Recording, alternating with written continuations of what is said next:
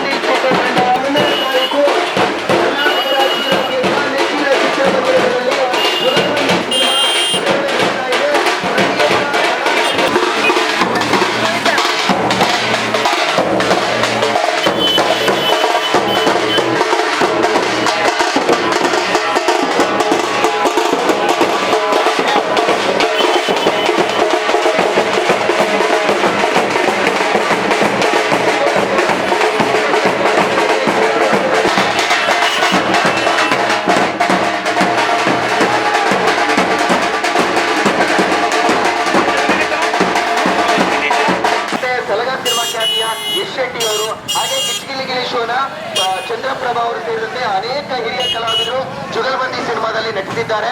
ನಮ್ಮೆಲ್ಲ ಯುವ ಕಲಾವಿದರಿಗೆ ನೀವು ಪ್ರೋತ್ಸಾಹಿಸಬೇಕಾಗಿ ಈ ಮೂಲಕ ಕೇಳ್ಕೊಳ್ತಾ ಇದ್ದೇನೆ. ಇದೇ ವರ್ಷ ಮಾರ್ಚ್ 1ನೇ ತಾರೀಕು ಮೆಚ್ಚಿನ ಚಿತ್ರಮಂದಿರಗಳಲ್ಲಿ ರಾಜ್ಯದಾದ್ಯಂತ ಸಿನಿಮಾ ಬಿಡುಗಡೆಗೊಳ್ತಾ ಇದೆ. ಎಲ್ಲಾ ಕಲಾವಿದರು, ಕಲಾರಸಿಕರು, ಕಲಾಪ್ರಿಯರು ಪ್ರತಿಯೊಬ್ಬರು ಚಿತ್ರಮಂದಿರಗಳಿಗೆ ತೆರಳಿ ಸಿನಿಮಾವನ್ನು ವೀಕ್ಷಿಸುವ ಮೂಲಕ ಯುವ ಕಲಾವಿದರಿಗೆ ಪ್ರೋತ್ಸಾಹಿಸಬೇಕಾಗಿ ಕೇಳ್ಕೊಳ್ತಾ ಇದ್ದೇನೆ.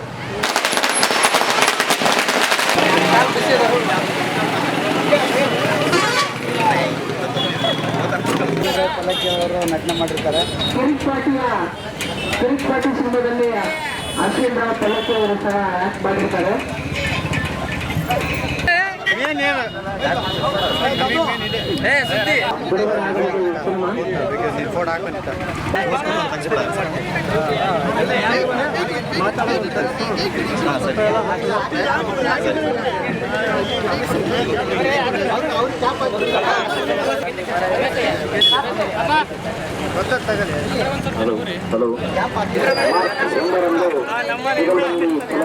ಕಂಪ್ನಿಗೆ ಆಗಮಿಸುತ್ತಾರೆ. ಇಲ್ಲಿ ಹೊಸಪೇಟೆ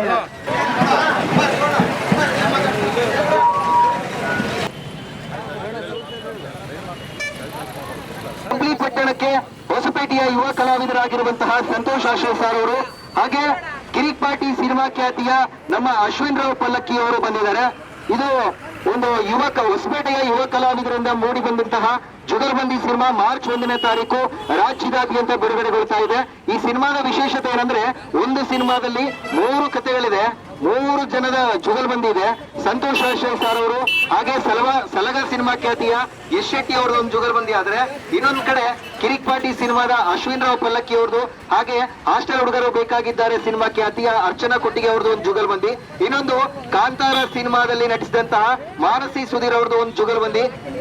ಜುಗಲ್ಬಂದಿ ಸಿನಿಮಾದಲ್ಲಿ 3 ರೀತಿಯ ಕಥೆಗಳನ್ನ ನಾವು ನೋಡಬಹುದು. ವಿಶೇಷವಾದಂತಹ ಸಿನಿಮಾ ಮಿಡಲ್ ಕ್ಲಾಸ್ ಸಂಬಂಧಪಟ್ಟಿದ್ದು, ಒಂದು ಲವ್ ಸ್ಟೋರಿ ಆದ್ರೆ ಇನ್ನೊಂದು ತಾಯಿ ಸೆಂಟಿಮೆಂಟ್ ಸಂಬಂಧಪಟ್ಟಿದ್ದು, ಯುವ ಕಲಾವಿದರಿಂದ ಮೂಡಿ ಬಂದಂತಹ ಸಿನಿಮಾ. ನಾವೆಲ್ಲರೂ ಮಾರ್ಚ್ 1ನೇ ತಾರೀಕು ನೆಚ್ಚಿನ ಚಿತ್ರಮಂದಿರಗಳಿಗೆ ಹೋಗಿ ಕಂಪ್ಲಿ ಪಟ್ಟಣದ ಚಿತ್ರಮಂದಿರಗಳಲ್ಲಿ ಸಹ ಜುಗಲ್ಬಂದಿ ಸಿನಿಮಾ ಬಿಡುಗಡೆಗೊಳ್ತಾ ಇದೆ. ಗಂಗಾವತಿಯಲ್ಲಿ, ಹೊಸಪೇಟೆಯಲ್ಲಿ ಎಲ್ಲಾ ಕಡೆಗೆ ಇರುತ್ತೆ. ಪ್ರತಿಯೊಬ್ಬರು ಕಲಾ ರಸಿಕರು, ಕಲಾಸಕ್ತರು, ಕಲಾ ಪ್ರೋತ್ಸಾಹಿಗಳು ಕುಟುಂಬ ಸಮೇತರಾಗಿ ಸಿನಿಮಾ ಚಿತ್ರಮಂದಿರಗಳಿಗೆ ತೆರಳಿ ಸಿನಿಮಾವನ್ನ ನೋಡಿ ಯುವ ಕಲಾವಿದರಿಗೆ ಪ್ರೋತ್ಸಾಹ ನೀಡಬೇಕಾಗಿ ಕೇಳ್ಕೊಳ್ತಾ ಇದ್ದಾರೆ.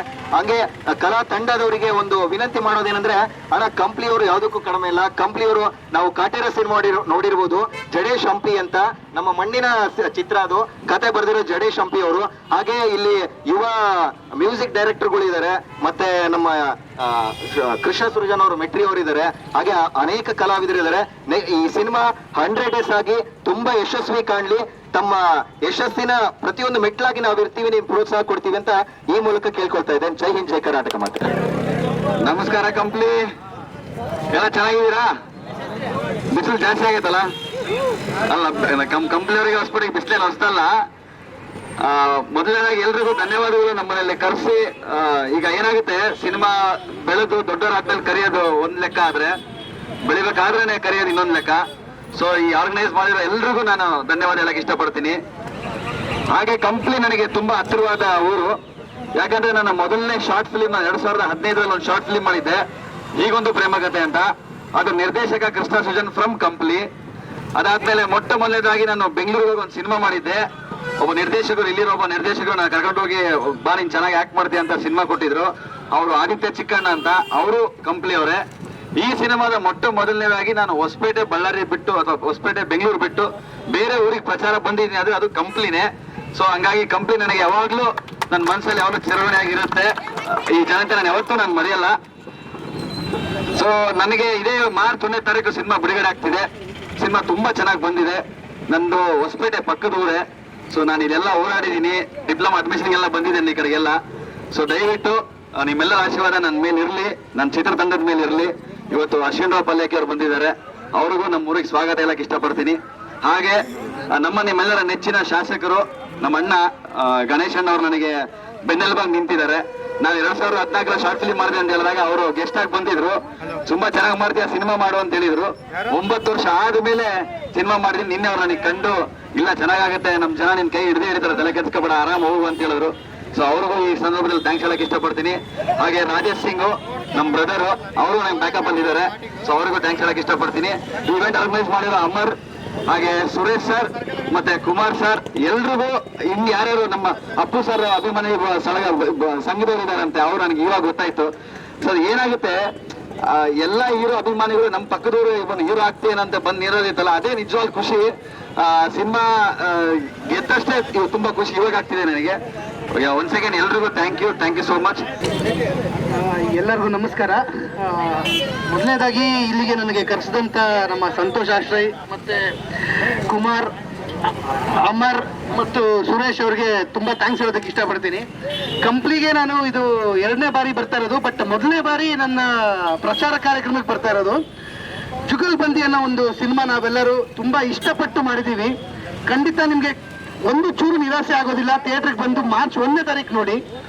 ಆ್ಯಂಡ್ ಬೆಂಗಳೂರಲ್ಲಿ ಒಂದು ಮಾತಿದೆ, ಸಿನಿಮಾ ಚೆನ್ನಾಗಿತ್ತು ಅಂದರೆ ಉತ್ತರ ಕರ್ನಾಟಕದ ಭಾಗದಲ್ಲಿ ಖಂಡಿತವಾಗ್ಲೂ ಜನರು ಕೈ ಹಿಡಿತಾರೆ ಅಂತ, ಅದರಲ್ಲೂ ಹೊಸಬ್ರು ಕೈ ಹಿಡಿತಾರೆ ಅಂತ. ನೀವೆಲ್ಲರೂ ನಮ್ಮಂಥ ಹೊಸಬ್ರಿಗೆ ದಯವಿಟ್ಟು ಸ್ಫೂರ್ತಿಯಾಗಿ ನಿಂತು ಸಿನಿಮಾ ನೋಡಿ ಅಂತ ಕೇಳ್ಕೊಳ್ತೀನಿ. Thank you.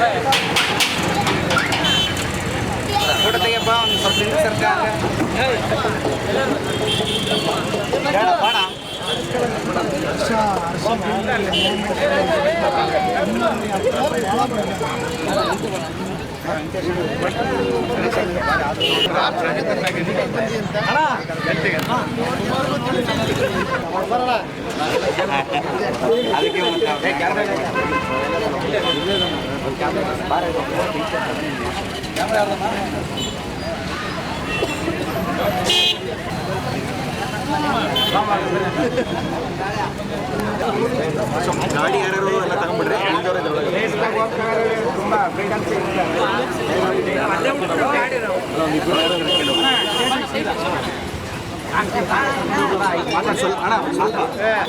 ನಾವು ಮಾಡ್ತಾ ಇದ್ದೇವೆ.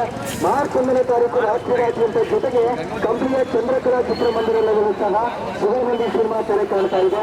ನಾವೆಲ್ಲರೂ ಕುಟುಂಬ ಸಮೇತರಾಗಿ ತಿರುಗಿ ನೋಡಿ ಕಾರ್ಯಕ್ರಮವನ್ನು ಯಶಸ್ವಿಗೊಳಿಸಿ